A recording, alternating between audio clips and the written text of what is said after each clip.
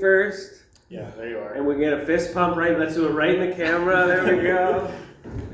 All right. Hello, ladies and gentlemen, or just gentlemen. There's no ladies here. Feels like a sausage party here. Woo! All right. If you couldn't tell, I'm a nerd. Yet of course, being a nerd, there's like levels to being a nerd. It's like you got the generic baseline nerd, which is just like you're in love with superheroes and that's it. Then of course you got like your top tier nerds, which is guys who hang out in mom's basement playing Magic the Gathering all day. I'm the type of nerd that likes Warhammer 40k, so I'm like way above Magic the Gathering fans. That's kind of like the guys that all nerds, the moment I mention Warhammer, it's just the room will be empty, like how it is right now, you know? But, you know, I'm a Warhammer 40k nerd. It's pretty fun. There's a reason they call it 40k, because you'll be in 40k in debt by the time you're done with this hobby. So, you know, it's very expensive. There's only like 4 of you guys in here. Any of you guys military priors? Anybody that you serve? No? Alright, I gotta get rid of the military jokes here in my brain. No, you know, I have like a half-truth when it comes to talking about military jokes, because I wanted to join fresh out of high school. And I was going to make the wrong choice, joining the Army, because that was the shortest line ever at the recruitment station. It feels like that's a bad sign when you see a recruitment station and it's like the shortest line there is the Army.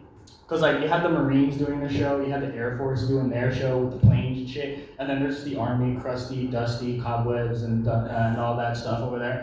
I don't know what possessed me to be like, yes, that one. But no, that's all the military jokes I got, because, you know, no one else is here to serve.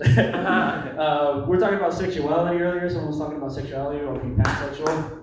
I think that's really dope, because I am bi, which is kind of like borderline pansexual. Because, you know, once you hit bi, you're just like, yeah, I like guys and girls, but then later on, you're like, well, the transgender people are really cute. And then you hit the non-binary people, you're like, well, I think I fucked that too. And you just go on the list from there. Sooner or later, it ends up being poly. You're just like, oh, fuck. May as well fuck everything and everybody at the same time. But I got friends who are, of course, poly, you know, polyamorous. That's pretty dope. But it is true, you know, once you do come out as pansexual or polyamorous, it's kind of like everybody wants to fuck you. And it's like, that's not how it works, pal. There's like a list to this shit. You know, there's like steps by terms and conditions have to apply here, all right? And the reason I know this is because one of my friends, whenever they find like someone like to join the poly group, right? That's what they call it, the poly group. They kind of have to like, it's gonna be really signing like a terms and conditions, and it's like there's each different terms and conditions. Okay, you're not just signing one big group one. Okay, you're signing like everybody's individual. And if you don't like that individual, then get the fuck out. You know what I mean? That's kind of shitty and sucky. But you know, I understand. You gotta fill everyone's needs. You can't just fill one person's needs.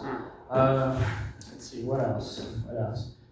You know, there's like 4 guys in here. I'm just like, man, I'm like the youngest one out of everybody here. How old are you?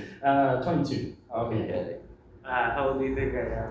You look like my brother's age, like 32. Okay, 27. 27? Oh shit. That just hurts. No, it just hurts because, you know, well, I guess way older than what you are.